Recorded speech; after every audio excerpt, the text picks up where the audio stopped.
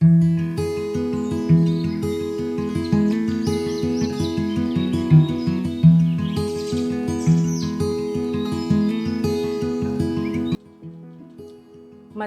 nga kabuntagon mga kapaglaom. Atong hisgutan ni ining adlaw mao ang atong morning devotional nga naguluhan. Mga anak sa langitnong hari. Og ang atong teksto makita sa Juan 14 bersikulo 2 o 3 nga nag-ingon. Sa balay sa akong amahan, ana ay daghang puy-anan, kun dili pa miingon baon ta ako kaninyo nga moadto ako aron sa pag-andam og luna lang kaninyo, ug samhiadto na ako og makaandam na ako og luna alang kaninyo.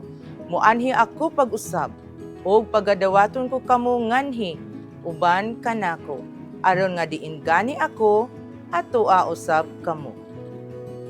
Ang pagdapit mao, busa panggula kamo gikan kanila, ug magpalain kamo gikan kanila.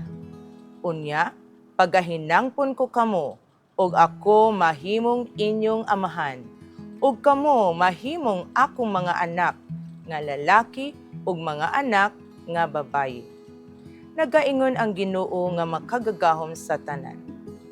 Kaduhang Korintos 6, bersikulo 17 o 18. O, daw unsa kini kakahimayaan nga mamahimo nga mga sakop sa harianong panimalay, mga anak sa langitnong hari, aron makabaton sa manluluwas sa universo, ang hari ibabaw sa tanang mga hari, makaila kanato sa atong mga ngalan, ug mamahimo nga mga manununod sa Dios, alang sa immortal nga kabilin, ang walay katapusan nga kinabuhi.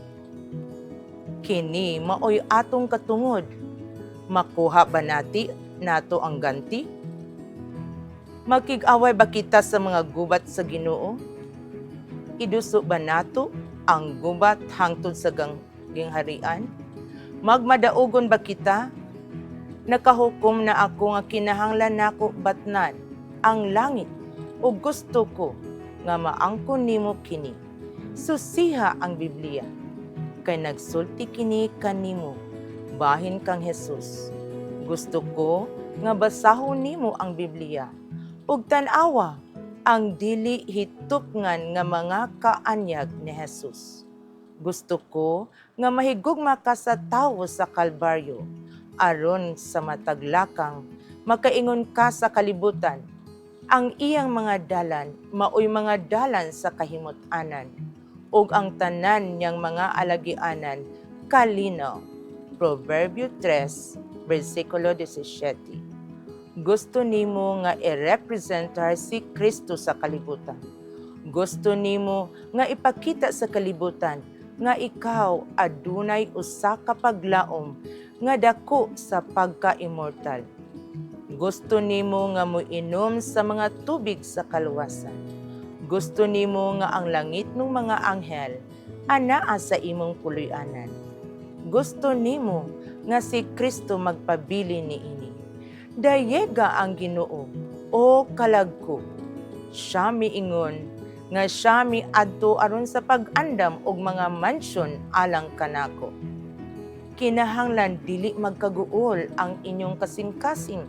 Sumalig kamo sa Dios, ug sumalig usab kamo kanako. Sa balay sa akong amahan, ana ay daghang puy-anan.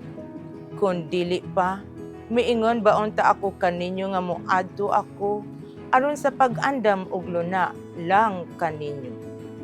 Og sa mahiadto na ako og makaandam na ako og luna alang kaninyo, muanhi ako pag-usab og pagadawaton ko kamo nganhi uban kanako aron nga diin gani ako atoa usab kamo. Juan 14 bersikulo 1 hangtod 3. Salamat sa Dios, kini nga mga mansyon ang akong gipangita. Dili ang yutan-ong mga mansyon dinhi, kay sila pagauyugon sa kusog nga linog sa dili madugan. Apan kadtong langit ng mga mansyon nga si Kristo miadto aron sa pag-andam alang sa mga matuohon. Wala kitay puloy-anan dinhi. Mga magpapanaw ug langyaw lamang kita dinhi. Nagalabay paingon sa mas maayong nasod, ang usa nga langitnon.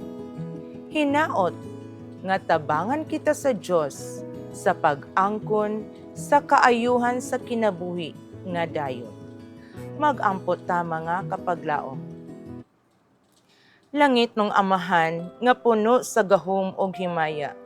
Nagapasalamat kami kanimo nga imong gipili ug gihigugma kami nga mahimong mga anak sa imong gingharian.